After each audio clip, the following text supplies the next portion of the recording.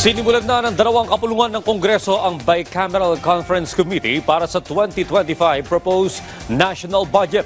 Yan ang ulat ni Daniel Manalastas.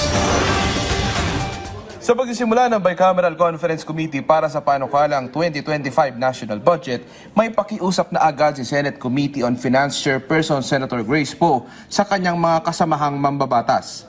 My only plea is for us conferees not to take ourselves too seriously.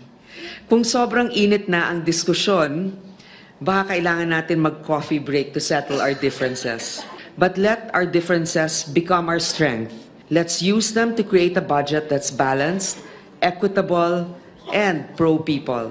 Inaasahang ilan sa mainit na paplansyahin ng mga mambabatas ay ang budget para sa Office of the Vice President at ang Ayuda sa Kaposang Kita Program o AKAP. Si House Speaker Martin Romualdez nais matiyak na ang budget na kanilang binubusisi ay budget para sa lahat ng iba't ibang sektor.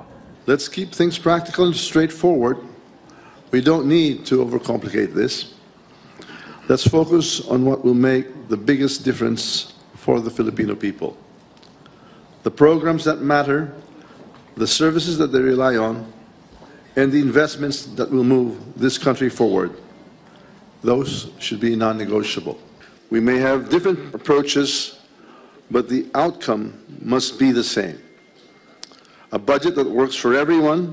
Ayon kay Senate President Francis Escudero, gusto nilang matiyak na pasok sa deadline ang kanilang paghimay sa budget. Bagamat aminado siyang magiging komplikado ang talakayan. Inaasahan ko na sa takdang panahon pa rin sa darating na linggo, bago tayo mag-adjourn para sa Christmas break, ito'y matatapos, mapagtitibay na magkabilang conference panel at maibibigay sa Pangulo bago magpasko para kanyang ma-review at mapagtibay ito bago pumasok ang darating na taon. Si House Appropriations Committee Chairperson Elizalde Co, binigyan diin naman ang kahalagahan ng budget para matugunan ang pangangailangan ng mga Pinoy, lalo na sa problema sa inflation. As we move forward, let us find ways to reconcile our differences and ensure that our efforts align with the programs and priorities of the present administration.